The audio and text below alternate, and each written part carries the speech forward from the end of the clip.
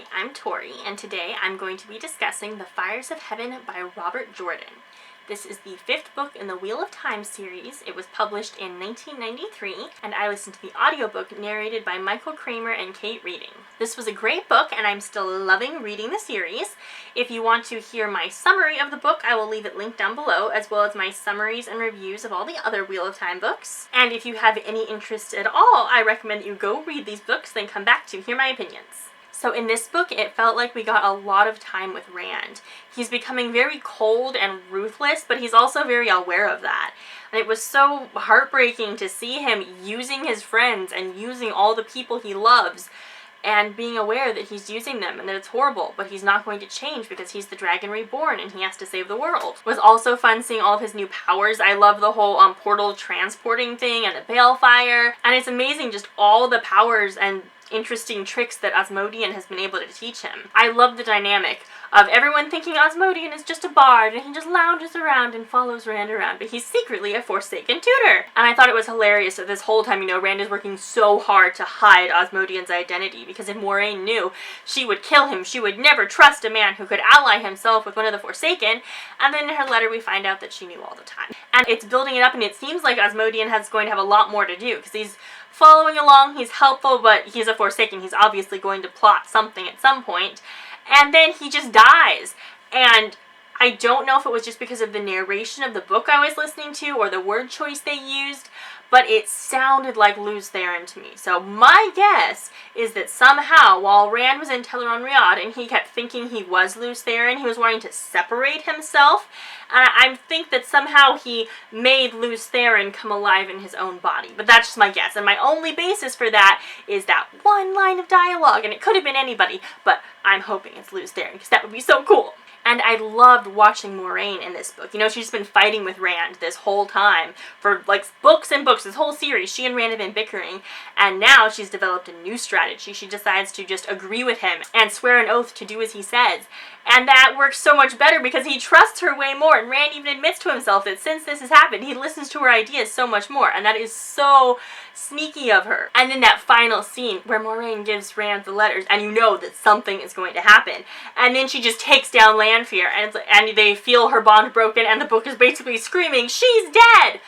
But they don't actually say she's dead, and I think that she is still alive for the following reasons. First of all, in the letter she left Rand, she knew this was coming because of her trip in Rhuidean. She got to see a little bit of her future, and she knew it was coming, and in her letter she said that she was gone. She didn't say she was dead, she said she was gone. So I think that she and Lanfear fell through this portal into some other dimension, and the portal broke, and somehow she'll have to claw her way out of there. And this book has such strong parallels to Lord of the Rings. The author was not shy about saying, hey, I really like Lord of the Rings. A lot of this book is kind of based off of the similar framework as Lord of the Rings. And this is totally Gandalf and the Balrog. Moiraine is definitely the Gandalf figure. We're about midway through the series, just a little shy of it. This is the perfect time for her to fake die. And earlier she was having a talk with Egwene, and Egwene was accusing her of being heartless and not knowing what love was. And Moiraine looked at her and said, I know the name of the man I will marry better than you know the name of the man you will marry. And that means that Moiraine knows something and has plans to marry someone. We've heard nothing about this, so that makes me think that she will come back, because she's seen some kind of a thing. It could be hinting at a past romance, but I think it's something in the future that she knows is going to happen in the future. And finally, this isn't from the book, but I've heard reviews where people say that Moiraine is one of their absolute favorite characters from the Wheel of Time. And what we've seen of her so far is good, but it doesn't nearly begin to compare with some of the other characters, especially if they have all these more than half the series to go and keep developing, and all we've seen so far is this much of Moiraine. So if she's someone's favorite character, she has to come back and have more stuff happen, because she hasn't been around long enough to be that much on the top of someone's list yet. So I do not believe for a second that she is dead. She will absolutely come back in the next book. Or maybe not the next book, because this is a very long series, but at some point she will be back. So back to the other characters.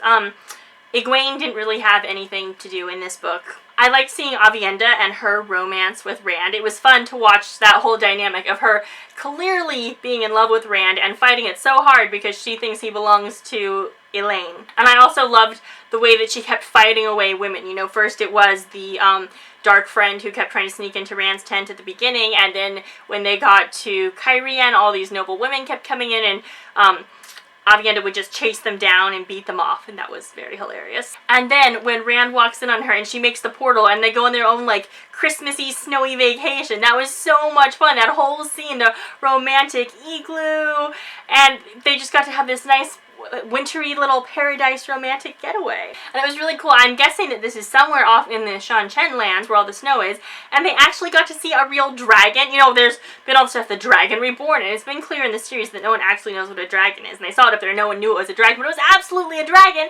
So hopefully later on in the series, Rand will be riding around on a dragon. That'll be so cool. But then, you know, after their romance, Aviendha said that was it.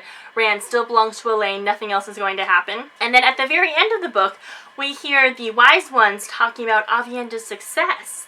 And I think that Aviendha is pregnant, because no one has mentioned anything about that. They do that fairly often in books, where this is an old-timey world, there is no birth control, and Rand hasn't even thought to ask if Aviendha could be pregnant. He grew up on a farm, he was a shepherd, he should know how this works. The thought should have crossed his mind, and somehow because it hasn't, I'm thinking that that's because they want it to be a surprise when it turns out that she is, but that's just my guess. In this book it was interesting. We spent a lot of time examining Two Rivers' ideals of chivalry. You know, Rand was working so hard to keep the maidens out of the fighting, even though they really wanted to be a part of it, and they took it as this huge insult that he wouldn't let them fight. And then Mat accidentally killed his lover when she tried to kill him first, and he was just devastated by this. And so then Rand couldn't kill Lanfear, and then Moiraine ended up dying, and Rand felt like that was completely his fault, and he started to kind of realize, I wouldn't kill a woman, but a different woman still died, and one who was a much better person and who I would have much preferred to live.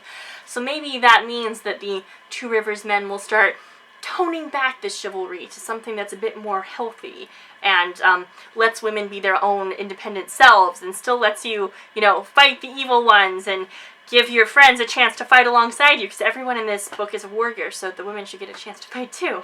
I think my favorite woman in this book was actually Nynaeve, because she had personal growth for the first time. She's always been just so bossy and snappy, and in this book, she actually started to acknowledge that she might have made mistakes. She and Elaine got kidnapped at the beginning of the book, which was just like them and was so stupid. I couldn't believe that part. Come in and have a cup of tea. Oh, make sure you get the special tea in the blue box. Here, have some special tea from the blue box. And they just drink it. I mean, they deserve to be kidnapped. Oh my gosh, how stupid can you be? They've been spending these whole books prancing around saying, we're independent, we can take care of ourselves. We don't need you to take care of us. Go away, all you men who keep trying to take care of us. Let us go make our bad decisions by ourselves. And then they go drink tea from the first stranger they meet. But at least Nynaeve acknowledged that was stupid, and she actually said thank you when Tom and Juilin rescued her, which was huge personal growth on her part, and maybe she'll actually learn from it and not let herself get kidnapped 80 million more times. Though she did get kidnapped 2 more times after that in this book, but oh well. And then after Moghedien beat Nynaeve in Tel'aran'rhiod and Brigitte showed up in the real world, Nynaeve felt so bad, and it seemed like she might actually be learning caution and learning not to rush off recklessly and do whatever she felt like, and that she wasn't invincible and her actions had consequences for herself and other people. And she did seem very sorry about that. Not sorry enough to not get captured by Moghedien again, but at least when she saw Moghedien the second time, she took good precautions. She got Siuan out of the way, she was trying to think defensively and get out of there, and it really did seem like she was growing a lot and maybe learning to be a bit better of a person, and I love that so much. Though she's definitely not there yet. She and Elaine spent the whole book sniping, and you know, for a while it was, oh, Nynaeve and Egwene bicker because Nynaeve thinks of herself as Egwene's superior, but now it's Nynaeve and Elaine bickering, so it's like you can't have a group of women traveling together without them constantly bickering and just being horrid to each other, and that felt so unnecessary. And then Elaine, at the beginning of the book, she was flirting with Tom like crazy, and Nynaeve couldn't understand it, because it makes no sense, but then she found out that Tom had been sleeping with Elaine's mother, and it made total sense to her, which shocked me, because she thought it was this perfectly healthy response. Oh yes, as a girl becomes a woman, she finds it necessary to sleep with her mother's lover. And I couldn't believe that she accepted this as a normal and rational explanation. That was just ridiculous. Why would you think that was normal? I also couldn't believe Elaine's high wire walking. Originally, she was doing it with the one power. She was basically making a solid plank that she was walking across, just made out of the power, and it looked like she was walking on thin air. But then she couldn't use the power anymore, and she still not only could walk across a tightrope, but could do like flips and back handsprings and all kinds of crazy stuff. And all the other skills they had in the circus, the characters had reasons for knowing this stuff. They'd had these skills in the past. There's never been any mention of Elaine doing this. Even if she ran around the tops of the castle walls her whole childhood, it still doesn't seem like that would be enough training for this. There was just no explanation about how she had those skills all of a sudden. Though I did think it was really interesting to see her bonding Brigida.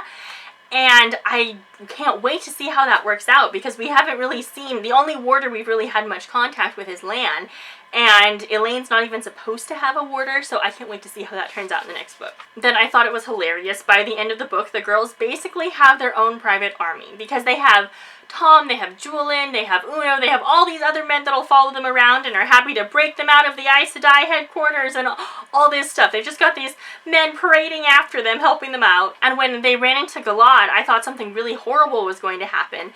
But he's not as much of a monster as I was imagining him to be. He's still not like a good person, but he's not evil. From the way Elaine was reacting to him, I felt like he was super evil, but he's not. He's just kind of in the middle, very strict. Sometimes what he does will end up being good, sometimes it'll end up being bad. So in this book, his actions were actually pretty helpful, apart from starting a war to get a boat. And then when the girls did get back to the other Aes Sedai, it was so jarring, because they've been so much in charge, and now they're just supposed to be beaten back down and become submissive again.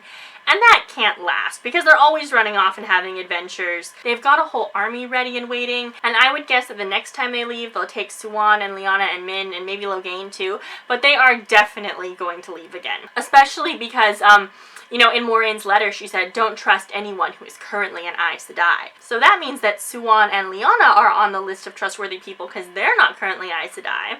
And, you know, the Aes Sedai are not really doing that well. I thought it was hilarious how just incompetent Elaida was, and how she was having such a hard time getting anyone to listen to her. She didn't even have control of a basic meeting. And I loved all the scenes that had Siuan and Lyanna and Min in them. I loved watching them travel. I loved it that Lyanna has decided that her new hobby is going to be flirting.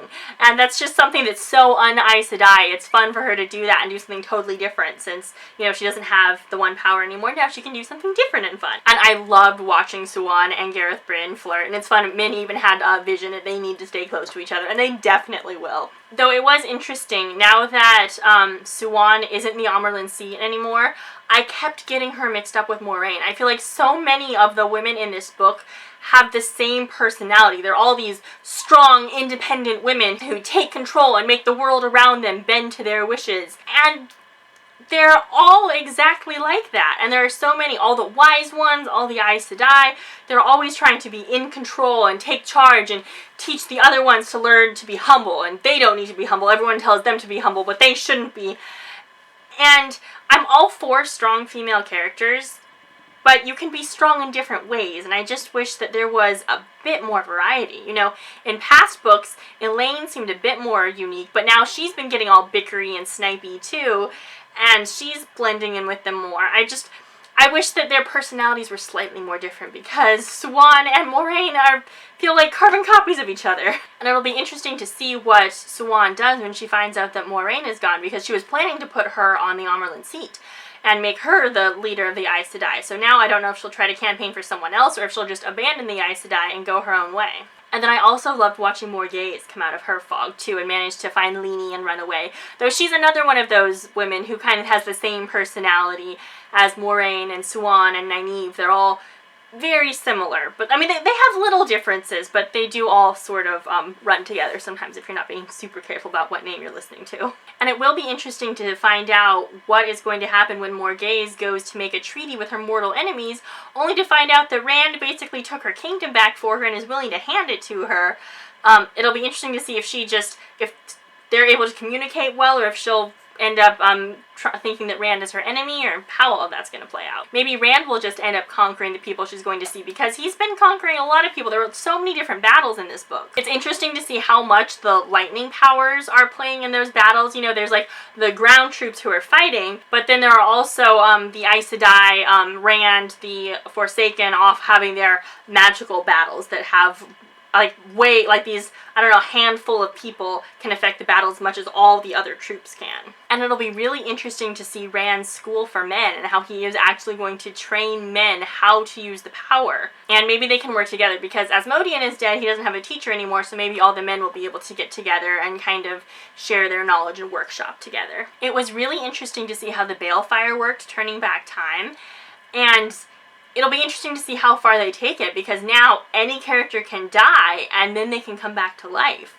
And, you know, at some point you could do a blast of Balefire so strong, you know, it could go back and save someone who died at the beginning of the series or something. You could go back and save Perrin's family or something like that. So it'll be interesting to see how that all plays out. I also loved watching Mat be a general. You know, there was that whole scene where he was just kind of bored and Lan came in and tricked him into coming up with all the strategies for the battle, and Mat just off the top of his head came up with basically the same battle plan that all these warlords had calculated out carefully over days and days of planning. And then Mat kept trying to run away and just became a general and kept leading troops everywhere, and no matter where he went, that was where all the best battles were. And then I really did enjoy the final battle in this book. In this series, I've been having a hard time focusing on a lot of the final battles. Sometimes they're coherent and I can follow them, and sometimes it just seems like fighty, flashy magic power, and I have a hard time paying attention to what's actually happening. But this one is pretty decent. The only point that I wasn't quite sure on was how they got to Tel'aran'rhiod. I don't know if Rahvin was hiding in Tel'aran'rhiod, and that was where Rand went when he found him, or they started fighting and then they went there somehow. But that was the only point I didn't understand. Everything else was really easy to follow. I knew exactly what was happening. There was great tension building up when Nynaeve was there to help him. And I have really enjoyed this battle much more than a lot of the other ones. And finally, let's bring up our kidnap counter. So we only had a couple instances of kidnapping in this book. We had the instance at the beginning of the book where Elain and Nynaeve very stupidly drank the obviously poisoned tea. Then we had Moghedien capture Nynaeve in Tel'aran'rhiod and tie her up and bind her completely. And then Moghedien cornered Nynaeve again, but she hadn't actually gotten to like tying her up and stuff yet, so I'll just count that as half a point for Nynaeve's kidnap counter. And speaking of Moghedien, she's been getting captured a good bit herself, so we'll give her 1 point for the last book where Nynaeve managed to corner her in the Panarch's palace, and another point for this book where Nynaeve put an eidam on her. So these are the final rankings for the kidnap counter at the end of book 5. So I really enjoyed this book. There were some things that sort of annoyed me, but mostly it was just a lot of action-packed fun. It was pretty fast-paced. I was anxious to see what was going to happen next, and there were lots of really fun and exciting twists, and I cannot wait to see what happens in the next book.